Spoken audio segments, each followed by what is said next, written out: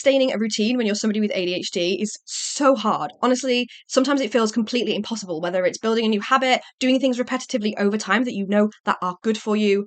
Ugh, it's an icky feeling.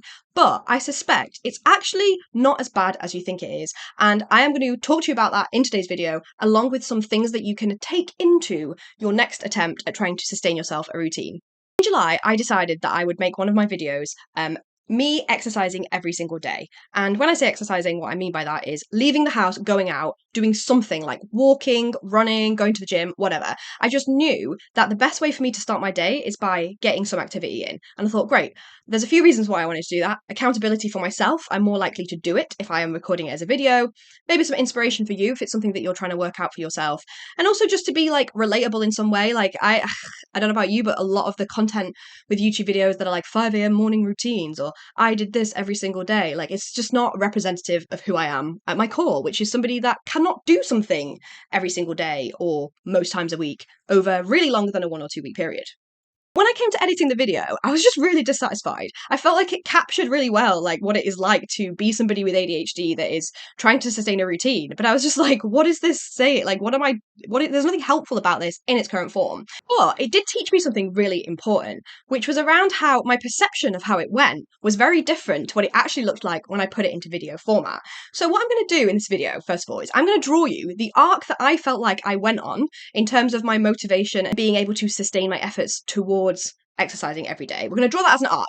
Then I'm going to show you a really shortened, like 2-3 minute version of me doing that over 30 days so you can actually see what that journey looked like. And then we're going to draw a few more arcs that are related to the ADHD capacity and inclination to do something kind of intensely when it's novel and exciting and interested, and then for it to trail off. And I'm hoping to show you through these series of arcs that actually our perception, for one, is very different from the reality of what it's like. Our expectations sometimes are completely whack anyway. And also to show you that when you are riding the waves of that arc, sometimes it's actually the best way to do it. There's 3 assumptions that I want to share with you about like what I'm going to take into my next attempt at this. So let's show you some videos, draw some arcs, create something beautiful.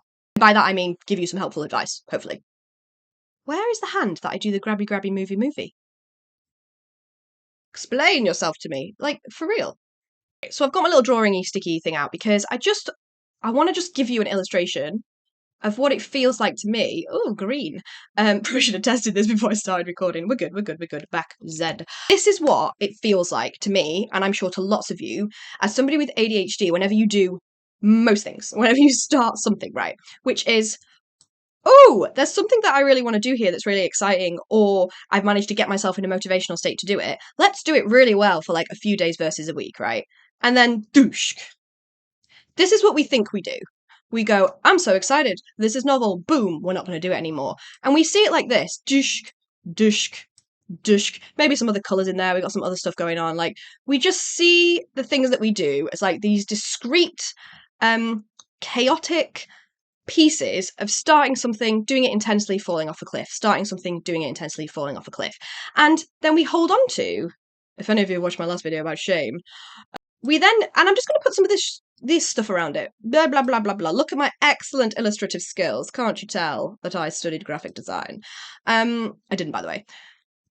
Then all of this is just clouded with this sense of like, I guess I'm a failure. I guess I can't sustain stuff. Why should I bother starting if I'm just going to finish it, right? This is what we think sustaining a routine with ADHD looks like, right? And that's how I felt when I look back on the clips that I'm about to show you. Made a commitment to exercise every day of July. Have I? What I'm doing right now is me fighting every single urge of my body to be like, no, no, no, you're not going to the gym. You don't want to go to the gym. You don't like being in the gym. But I'm going to go do it. I've got to start somewhere. I also think I need to acknowledge that a lot of this resistance is ADHD. Some of this resistance is definitely kind of legacy feelings of a lifetime of feeling like I'll fail. Like I already just, in my head then was like, yeah, but what's the point because you're not going to do it in like 3 days time, are you? So just don't, right? That's the thing I need to deal with. No word of a lie, in about 3 seconds you're going to have a post-workout video of me being like, oh my god, my life is so great. 3, 2, 1. Day 1 done. Woohoo!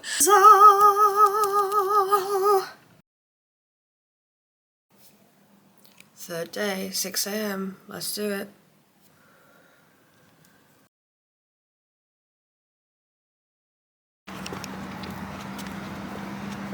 Basically, I had too much to drink last night, and a combination of that and the fact that it also meant I was awake for half of the night, because sometimes alcohol just does that. My brain's like, oh, I guess we're awake now.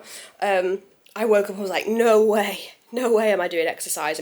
I thought, you know what, let's just do it, then I can mark it on my sticker chart, I can do it for this video. Sun is a-shining. Today, I have done a 45-minute walk, huzzah! And I'm this is PMS week for me, which is when my ADHD symptoms are worse and just like a fog. I'm in a haze. Walk done, feeling great. Need to remember how much music is just an elevation of mood, especially when you're stomping along walking. Hello. It's been a while since I recorded. I've just been for a run. Area here that I've been recording it, seeing all my nice stickers. Week before last was PMS week for me, which is when everything is a lot harder. And it's interesting because actually when I look at that week on this chart, I did the walk every single day. But in my head, it was a lot harder to get myself to do it. And the narrative and the like self-talk is really hard around that time as well. So I wouldn't have seen that as a success. And yet I look at this and I'm like, oh my goodness, it was actually fine. So what am I getting in a pickle about? But this is like the classic time. We're sort of 3 weeks in here where I get to the point where I kind of just trail off completely. And I'm at that point now, even though I'm feeling a lot better, I'm past the PMS week of my cycle. My parents were here over the weekend, so, you know, like the routine's out of whack. I only did it 3 out of 3 or 4, I think 3, maybe 4 times last week, right? So I'm getting to that point where this is where it turns. So, without looking back on those series of clips and looking at the board where I'd recorded and put my like well done stickers on, this is how I felt about what I'd attempted to do. I felt like it was like, yes, all up there and then absolute trash, right? In reality, it looked a lot more like this. Some kind of immediate motivation that we sustained for a period of time, that we went through a rocky patch because it was difficult to get myself to do stuff for like a week there, but I still did it. And then it got a bit trickier. And then I'm not going to draw the rest of the line because I perceived it then as like, well, the last week was trash. I didn't do anything. I just didn't record it. I stopped recording it. But that doesn't actually tell me or give me any proof about whether I had done a good job or not. I just hadn't done it. So this just becomes kind of, ooh, what's this? Ooh, no, I don't think I like that. Really? So this bit there just became like an unknown. We don't really know how we did, right? But it's not as bad as I thought. And this leads me to the first assumption that I want you to take into your next attempt at building and sustaining a routine, which is this. I was really hoping it would come to me as I said it. By that a lot, I reckon I've got a 75% success rate. Oh yeah. Assume that you're going to be wrong about your progress. If you are not recording your progress, assume that you are always going to put a negative spin on it and assume the worst. We are used to it. That's what we do. Sometimes I think that's partly because we struggle with that self-awareness and we tend to like feel things in the moment that we then can't really foresee and remember like how well that we were doing. You will be wrong about how well you've done. That is just a fact. So go into it assuming that you are going to see it more negatively and then finding ways to remind yourself of how great you are doing, such as a sticker chart, recording what you are, and also give yourself grace if you forget and you don't bother recording it for a week. That's fine. That's probably going to happen. But then don't assume that because there's a question mark and a blank, I didn't fill it in, that you were doing nothing. The next squiggly arc journey we're going to draw is what we think sustaining a routine should look like. And we get this wrong. Human beings, we're not very good at this. We forget that life is complicated. And this is even harder when you've got ADHD. But we, I think, often look at neurotypical people or other people and just assume that actually sustaining a routine should look like this. I'm going to do some stuff every day for the next month. I'll just do the stuff forever. Right? Like that, like as if that's like a thing, as if that's just how it's going to be, which is just not true. That doesn't work like that for anyone. So the second assumption that I want you to take into building a routine is you will be derailed, right? Something will stop you from going for the run or eating the healthy meal or doing the thing. Like you will 100% be derailed from what you're doing. And as somebody with ADHD, you will probably be derailed more often and more intensely than other people. And that is a fact, but that is okay because acknowledging the fact makes it easier to fix. So, I don't know, sounds a bit negative, but I just don't think it's true. There's a difference between being negative and just like acknowledging what is real, which is number one, going to it assuming that you are wrong about your progress, doubting yourself around like what you perceive as what you're actually capable of, and two, assume that you're going to be derailed at some point along the way, because you will. The final and arguably most beautiful arc of all that we're going to draw is actually what sustaining a routine with ADHD looks like. Factually accurately, as drawn by this line, which represents all facts apparently. I'm going to use the example of me personally around exercise, which is a very turbulent one for me, but this is more accurately what that looks like. Choosing my colours. We decide we're going to do something. We go into it with this intense vigour and excitement and ability to do it, right? We might get derailed a little bit along the way. Oh, that's a bit tricky, that's a bit tricky. It might fall down like this, and then eventually you might go boom like this. And it might even go like this for a while. But then you go up again. And then you do this for a bit longer, and you come down, and it gets hard, but you might pick yourself back up, boop, and then it's a little bit hard here, and then you come down again, and then you might go like this, for example, for like 6 months to a year where you haven't done any exercise at all. But then you get a new whim of inspiration, or a new thing that you want to try, and you come back up here, and off you go again. Now, I appreciate that is a reasonably chaotic existence, but there are some important things to note that is different between that one and the first one that I looked at, that I mentioned, that was like discrete moments of ups and downs, right? And I have a big thing about this. The first blogs I ever wrote, quite a few years ago now, were around like your feelings and perceptions of failure. We seem to just think that stopping something means that we've failed, but like that's just not. In that case, everybody would fail at everything all of the time because things have to come to an end. Things can stop for a period of time, but we pick them back up again. Yes, it can be tiring because you're riding this for a while and then you're down.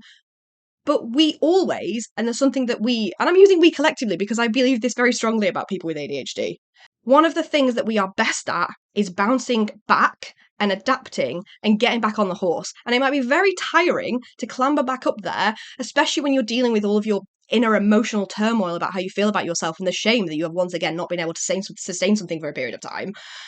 But the beauty and the magic of being somebody that finds self-management and self-regulation and building and sustaining a routine difficult is that you get really good at bringing yourself back to do it again. And I know that it's tiring, but I think if you go into it with that assumption, it helps. And the third one there is assume that you can bounce back because you have before and you will again. And by the way, if we're going to map what I assume is a more neurotypical experience on this, and I wouldn't know because although I thought I was neurotypical up until like a year ago, obviously I never was. But I'm going to guess that it's probably a little bit more like this, right? You still have the ups and downs, but I think there just tends to be like a... Explain to me what I mean by this. You know what I mean. Like a dampened version of that, right? I'm going to put it out there. My stimulant medication, and you can check out my medication videos if you want to find out more about my journey with stimulant medication, but I'm going to put it out there. My stimulants enable me to reach more of this level of like measured flatness on stuff, which is all I ever wanted. And now I have it. It's boring. It's boring, right? I'm just gonna say it. No offense. It is boring when you are used to riding the waves of that chaotic plane, even though it feels mind-boggling sometimes, and something flattens you out. It's not as fun as you thought it was going to be. So, in summary, whether you are building an exercise habit, trying to eat better, trying to leave the house more, trying to read more regularly, whenever you're building a habit or a routine for yourself with ADHD, remember these 3 things. Assume that you will be wrong about the progress that you've made, that you will put a negative lens on it. Assume that at some point you will be derailed. And assume and know that you can bounce back and get yourself back on track. Because that is one thing I know for sure you are definitely good at. And if you don't feel like you're good at it yet, there are skills and tools and ways that you can get good at it. And I'll be right here for the journey. I think I just did my video. Was that just like bish bash bosh 20 minutes? My voice hurts. Did I miss something?